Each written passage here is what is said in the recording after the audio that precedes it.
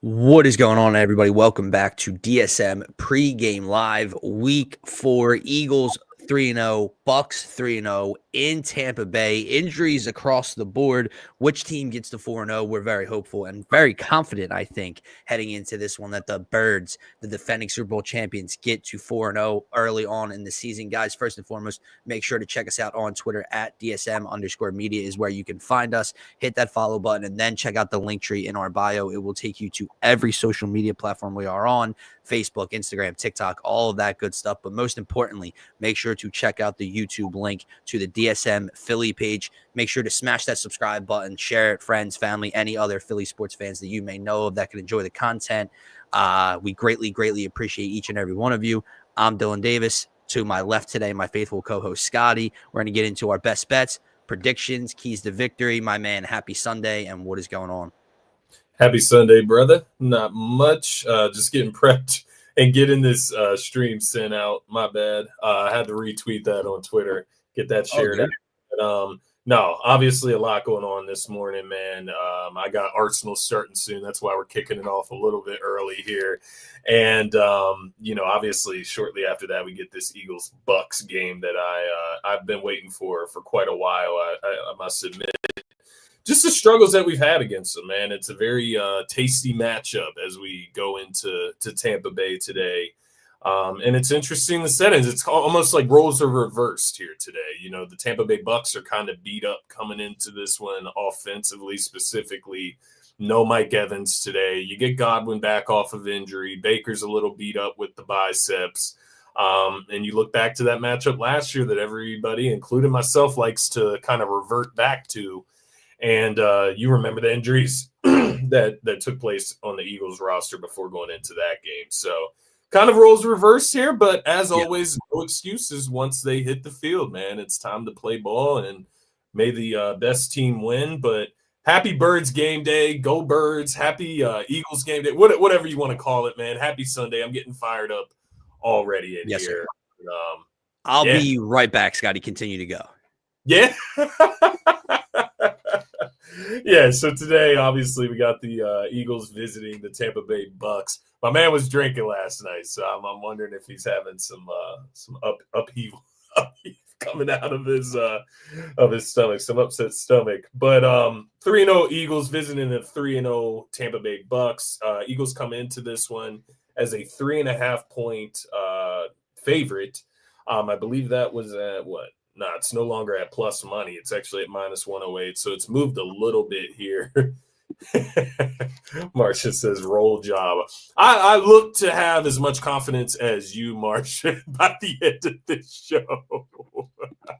Dylan looks like K6 Joel. Man was looking sick to his stomach. I'm not going to lie to you. He might have been like throwing up out of his mouth as he was leaving the stream. But happy Sunday, Martian. Go Birds. It's time for us to get ready for Victory Monday. Best way to do that is hitting the field. But good morning, Terry. No worries. We did talk the San Francisco 49ers and Jags game a little bit. So if you have a chance, go back and rewatch. I believe we both went 49ers at home today. So definitely good luck to you. I saw Brock Purdy's coming back. So good luck today, Terry. Good morning to you. Blessed Sunday. Yes, always blessed. But let's get into the action, man. Looking at the injury report, I kind of mentioned it already on Tampa Bay's side. You got Chris Godwin, who was questionable. It looks like he's going to suit up today. Looks like the offensive tackle Tristan Wirfs is going to suit up today for the Bucs. Baker Mayfield, I never really thought he was going to miss this game. He's going to suit up today as well. The safety, I might butcher his name, Izian. He is out. And then obviously Mike Evans is out, the wide receiver that always seems to kill not only the Eagles, but just about everybody in the NFL. But he's got I believe a hamstring hampering. So we'll see what goes on with them moving forward, but out today. On the Eagles side, Adoree Jackson, I believe he is going to be out. He was doubtful earlier this week. Obviously, Ja'Cory Bennett and Nolan Smith both went to IR earlier this week. The Nolan Smith injury obviously caught me off guard. I don't know if it caught everybody else off guard, but I do know he was having some issues with the shoulder arm area to begin with to start this season. So maybe that's what's going on now, and maybe he's just figured it's better now to get it repaired than to have it linger on. But no, I'm sad to see Nolan Smith go. Just creates a lot of opportunity for these other guys that are on this roster. Lane Johnson, Zach Bond, Jahad Campbell all should go today. They were full practice participants. I believe it was on Friday or Saturday. I saw that. So they should be good to go. No shade to the other guys, but these are the most important pieces that we need in for this game. So great to hear that. There we go. Welcome back. We're all good. We're all good. Hey, we kept it moving, man. We've only gone through injuries, quite honestly. We had a few laughs about you just jumping off like that. I already knew what was up, but you ever just get that? You ever just get that like hungover like heat flash that hits you real quick? Mm-hmm. Just sat here sweating. I'm like, dude, when that alcohol. Yeah. Had to get out of here for a second. Now you are very, very professional here this morning. It's very good. Martian said you look like Game 6 Joel. We had Terry tap in. I let her know we both took the 49ers nonetheless. Yes, we did. Martian feels like Jalen throws a deep TD to Smitty or AJ. I like it. I think that's fair. Part of me does feel like it feels We're active. Yeah, Dylan's in. That's decided. That was the final injury report for this Eagles game day. But nonetheless, man, Godwin in, Wirfs in, Baker in, Evans out, Adoree, Bennett, Nolan out, Lane, Bond, Jahad in. And that puts us where we are today with this matchup. So let's jump in, man. Yeah, I think first and foremost, we talked about it on Friday's show, but this game's very narrative driven, right? And I liked what Martian had said before about the fact that it doesn't matter. Like, I don't want to keep beating that drum. What's up? Bruh, I am good.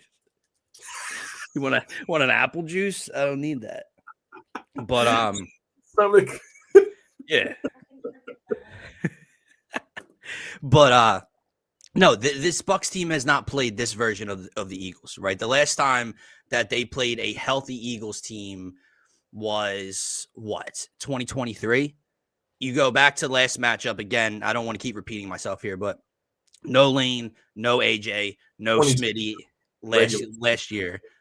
The playoff game in 2023, AJ didn't even travel with the team to Tampa Bay. Right. Smitty becomes wide receiver 1.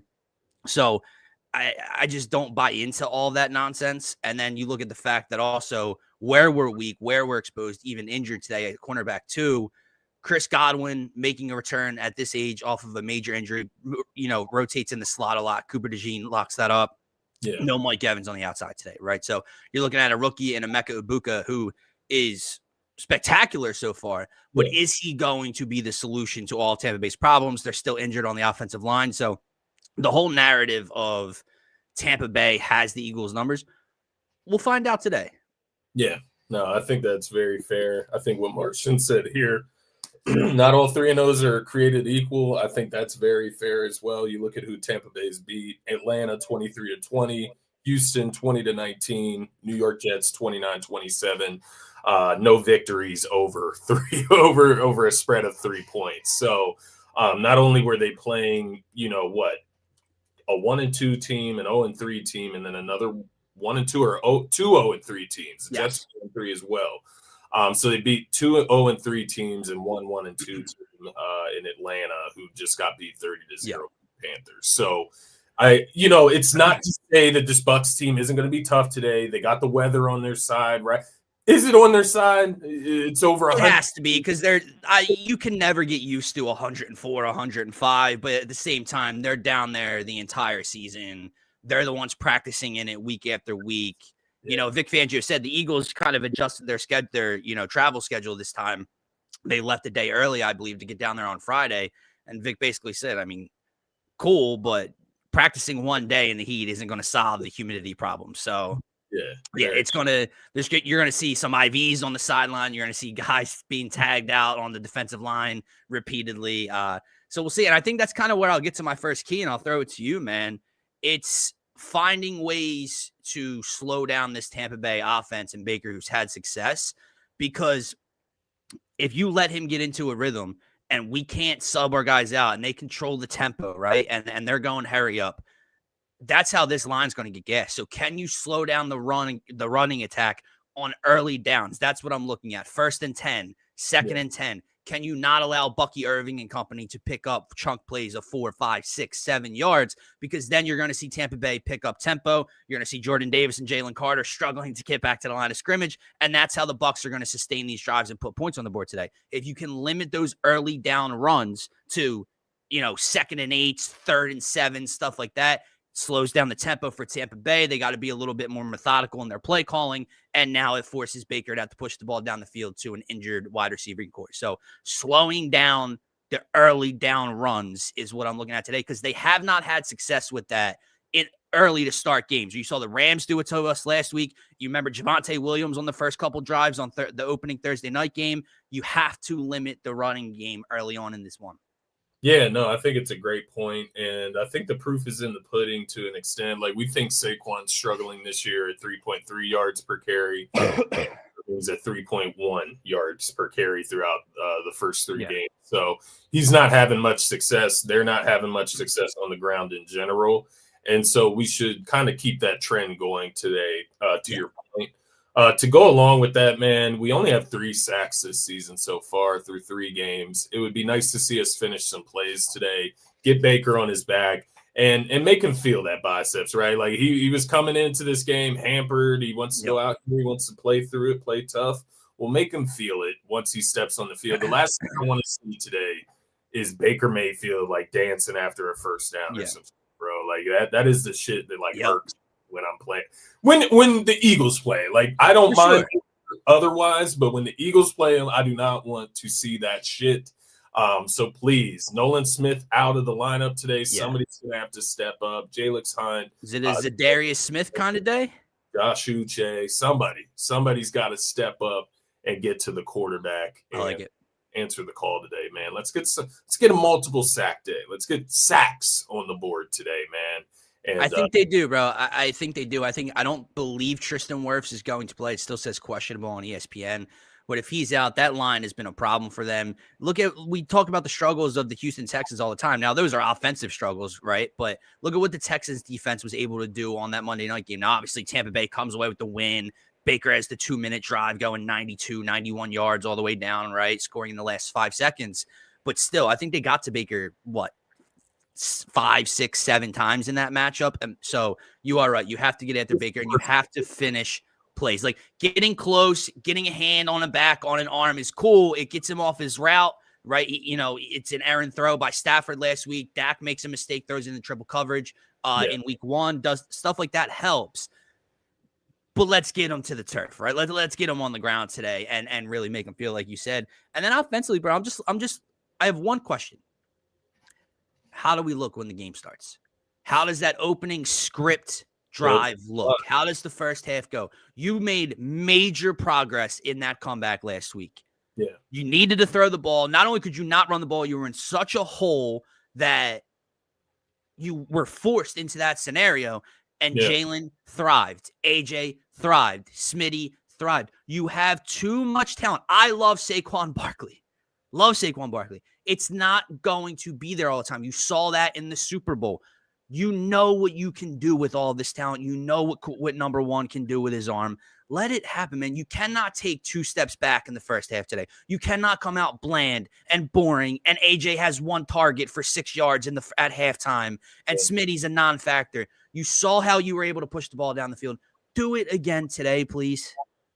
Yeah, no, those are literally my final 2 keys to victory. I guess you could throw them into one. But it's opening up the run with the pass early and getting AJ and Smitty involved early. I think all of those things need to happen. Let's get back to the recipe that we saw most of last year, man, which was Saquon grinding it out in the second half, right? You get the offense open with quick pass game. Right. You get AJ and Smitty involved early, Goddard involved early, quick dump offs, so whatever. Get the passing game going. And then it's going to open up the run in the second half. Saquon will be fresh, and we can grind this game out just like we did most of last season. I think they need to get back to that recipe. And we'll start to see some of these closer games maybe fade away a little bit. We'll be able to separate ourselves a bit. It's what we've been honing on the last week, man, on this show, on every show that we talk about the Birds in. Open up the run with the pass. Correct. It doesn't have to be vice versa. Yes. It doesn't have to. It doesn't have to. It can. Yeah. It doesn't have to. Yeah. So let's open it up today with the pass. Correct. Because everyone has it in their mind. It's the old school. It's the old mentality, right? It's if you're able to have success on the ground, well, then what are you going to do? Oh, play action. They think the running back's got, and then you're opening up plays down the field.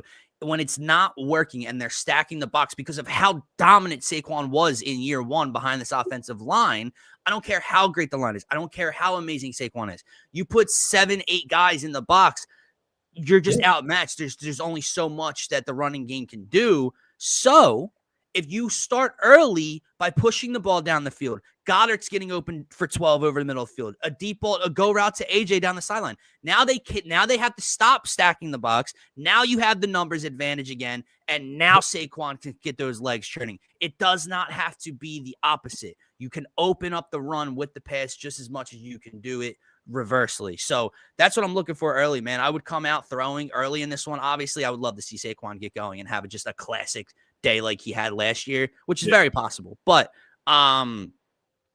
and just a rhythm, right? Like Kevin Petula, and you know I get frustrated by this all the time. I always tell you it's the worst play call in football in general at any level. A 1st and 10 incompletion followed up by a 2nd and 10 rush. Stop, throw it out. There's no rhythm to the offense. It stalls the offense. At best, you're looking at 3rd and 6, 3rd and 7, 3rd and 8. And now we have to throw it past the sticks to pick up a first down. It kills drives. If you are going to throw on 1st and 10 and it is unsuccessful, throw it again on 2nd and 10, Scotty. So just finding a rhythm within his play calling, I think, becomes just as important, right? Because it's like he's too one-sided. He'll come out and go run, run, run, or he'll come out and go pass, pass, pass, pass, pass, and there's no balance to the offense. Yeah, exactly. You got to balance the offense out.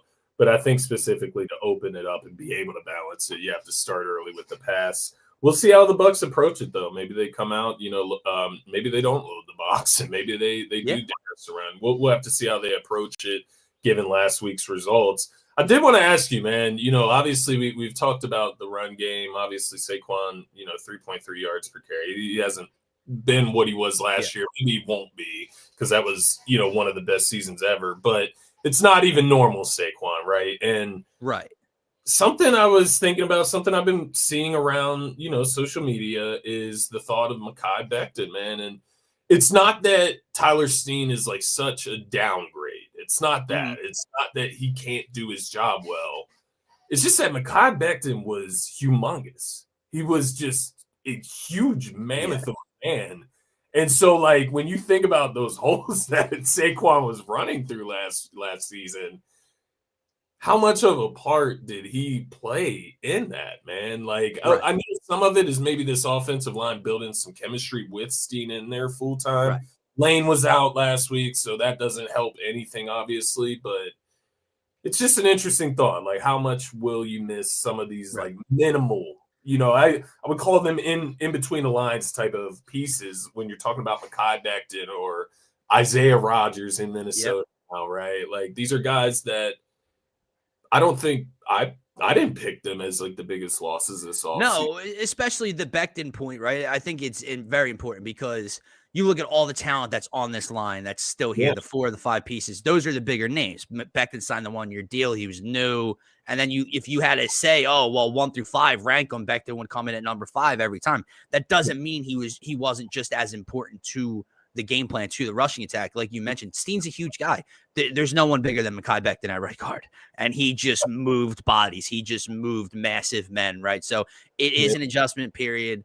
We'll see. I've texted you a couple times. It's not just on the rushing attack as well. Like, the line is phenomenal, but they are getting pushed back a little bit more than I'm like accustomed to watching. Like, I'm watching Jalen get to his 3-step drop, and by the time he's back there, Mailata's getting bum rushed into Jalen, and he has to, divert and get out of the pocket or move, whatever. And it's like, that's not what I'm, that's not normal to me, right? So Landon's injury too, right? Working Right. through that injury or whatever. Right. So yeah, there's so much going on an offensive line. But yeah, I think at the end of the day, the trust is obviously still there. It's not like that. It's more or less when is the week where we're gonna see those lanes open back up. And that's all I'm wondering right now. Could be today. Could be today. It's a very odd week, right? Because what you saw last week obviously equals success. You saw the passing game equal success. So it's like we want to continue to see that. Like, don't go backwards, right? But at the same time, what works in the winter. It's Saquon Barkley. Like, you do want to feature and give the ball to Saquon Barkley 20 plus times a game. So it's a weird balance. It's just, it comes down to rhythm for me, man. Like I said earlier, like you can't come out and not let Saquon touch the ball for the first 7 plays of the game. And then all of a sudden run them 3 straight times when no holes are open. Like that's the stuff that has to stop. So we'll see what Kevin Patullo can do today, man. Jalen, 200 plus passing yards is plus money. I know, man. I have it written down on the sheet here, man. The other one that we go back to the well? We talked about it last week as well, man. 2+ passing touchdowns, plus 165. Like there's just like a lot of juice. There's obviously the other side of it, which is Saquon scoring 2 or Hurts scoring 2 on the ground. So that's why I could see us just once again getting. I haven't. Do you know what his touchdown line is set at? What the minus is, Jalen? Like rushing, like just like Jalen, is it minus 140? What is it? Is it worse? Between minus 140, minus 130, and Saquon is actually the lowest it's been. It's minus 135, I think. Interesting. Yeah. No, it's.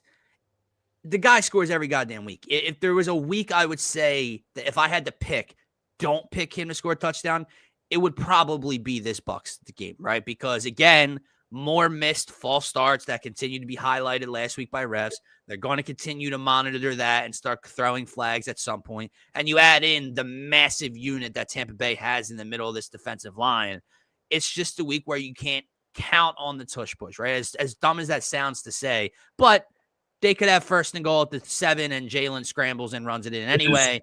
I'm just saying, if I had to give you a week to say, maybe divert from Jalen rushing a touchdown in, it would be this one. TR, what's going on, man? It's the best bet in football, though. It really is. Like, if you bet Jalen touchdown across a 17-game season, you're going to come out on top. Like, it's just the truth. But I do feel you. I do feel you. Like, even in this heat, it just feels a little weird. I definitely do like Saquon to score today, though. Yeah. I like him to score. Oh, yeah. I remember he broke off that big run. He didn't score on that play, but he broke off a big run in Tampa Bay last year when nothing was really going well. Let's go, Birds. Yeah, man, it's a big game. It's a big narrative game. Scotty, give me offensively. We've been talking about the offense. Who is your standout star today? Yeah, actually just mentioned him, man. I'm going to go with Dallas Goedert. I wore the jersey today. It just feels like he is going to be a staple in this offensive game. I know he only had 1 catch last week. It was a touchdown, and it kind of sprung the game open in a sense. I think he's just an integral part of the passing offense, being in the middle of the field, being a big target that Jalen trusts, dump off option when things get rough, when the pass rush gets there. I think Dallas Goedert's going to be there. Contract years, man. Like Jordan Davis out here just playing his heart out. Goddard, I feel like, has had a pretty solid start of the season. 2 out of 3 games. He's missed a game, obviously. That doesn't look good. But when he's played, he's been impactful. And I like him today, man. 4 receptions, around 3 to 4 receptions, maybe 50 to 60 receiving yards. And I do kind of like to score again, man. I think he's a big target there. 34.5 receiving yards, minus 115 for Dallas Goedert, which I think he had 33 in 1 catch last week. Yeah, on the tutty. It was 1 catch, but I like Goddard today. It's interesting, man. I'm going to go with number 6. I'm going to go with Smitty. Obviously, Smitty got in the end zone for the game winner last week, but it was more of the A.J. Brown show through the air, right? I think you get a little bit more of Devontae Smith featured today. A bunch of out routes on the boundary. I think you see big catches. I think you might get an explosive play today out of Smitty at some point, and I think he does find the end zone again. I don't know what his plus is on the books, but yeah, I'll go with Smitty. And then defensively, man, who you got? This one was tough today, man. There was a couple different options. I'm going to stick to the defensive line today because I do feel like that's going to be key with 2 cornerbacks out today, obviously. I'm going with Jalix Hunt, man. He's been kind of quiet this season. He's a guy that was, supposed to be stepping up this season in Josh Sweat's role, kind of being that premier edge rusher for us. And he just, it's not that he's had a bad, I'm not trying to say that by any means, but I'm waiting for impact, right? I'm waiting for that impactful play. I think he gets a sack today, maybe a strip sack, man. It's hot out. The ball might be, guys might be moist, sweating and such. Like maybe the ball just, squirts out of Baker Mayfield's injured body arm. All right. Finds a way to get it to the good guys. I like it. Come on, Jalix, get involved. I like it, man. I'm going to go with Coop. I think Cooper DeJean makes a couple plays today. I think, obviously, look, I don't know what a threat Chris Godwin is at this point, right? It's his first game back at this age, coming off of another major injury for him. But that's the matchup, right? He's going to be lined up in the slot a lot, and that's going against 33. No Mike Evans. So, obviously, what they do with Bucs is going to be incredibly important. But, again, you've seen other teams. You've seen Puka Nacua. You've seen CeeDee Lamb. They've both gone for over 100. I don't want to say it's okay, right? You don't want to see CB2 continue to get picked apart. But if Buka goes 9 catches for 108 and no one else does anything, the defense is going to have success today. So Cooper DeJean lined up against Chris Godwin, 3rd downs, right? 3rd and 4s, 3rd and 5s, 3rd and 6s. It's Baker's guy, rat the sticks. He's got to shut him down. Maybe he gets a pick. I don't know. We'll see if Baker can make a mistake today through the air as well. We got a Birds win 45-17. Well, at that point, we just kick our feet up and relax during the second half of this one. I like it. Yeah. Speaking of, though, bro, Scotty, what's your prediction in this one? Oh, yeah. I got the Eagles winning this one 27-17. I think you get up over that 24-point mark. I think it'll be hard for the Bucs. I don't see the Bucs coming out and scoring 30 on us today, but we'll see. I mean, anything's possible. Going with the Eagles defense, stepping up down there in a hot Tampa Bay.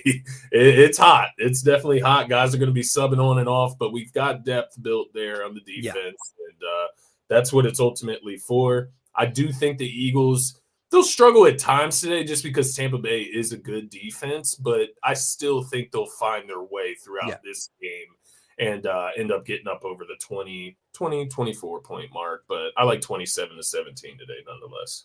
I like it, man. It is interesting to think, to see what kind of surge this offense has early in this one. And I agree with you. I'm between like 24 and 28, somewhere around there. You just have a feeling Jake's going to get 2 field goals or something. So I like your 27 number. I'll go 27-20. Eagles win this one. I think maybe early in the game you see Baker have some success, and I think you see Vic Fangio kind of lock things up from the booth in Tampa Bay and get things rolling. So I'll go with the Birds by 10 or by 7 today. I do want to ask you a follow-up question, man. I know usually we like to go with an Eagles-centric type of bet. Mm-hmm. Like not necessarily a player prop is what I'm trying to say. Like an Eagles team total, Eagles spread, something of that nature. What do you like more today? Eagles -3.5 or minus 3 maybe? Or do you like the over 23.5 points? Which the line may have moved. It was 23.5 yesterday. May have moved to 24.5. I'm not check for you. Yeah. Check for you right now before I answer that question. -120 though yesterday. Team props 23.5 is -120. Yeah. Okay. No, I think they cover. I think I would take them to cover. Look, I think they're going to do both. Obviously, I think they do get to that, that 27 pointish range. But I would take them to cover again, man. I don't want to be too confident Todd Bowles has been extremely successful against us and against Jalen. Yeah. Baker's been extremely successful against us. You're just not playing the same team. You're not playing the same unit, right?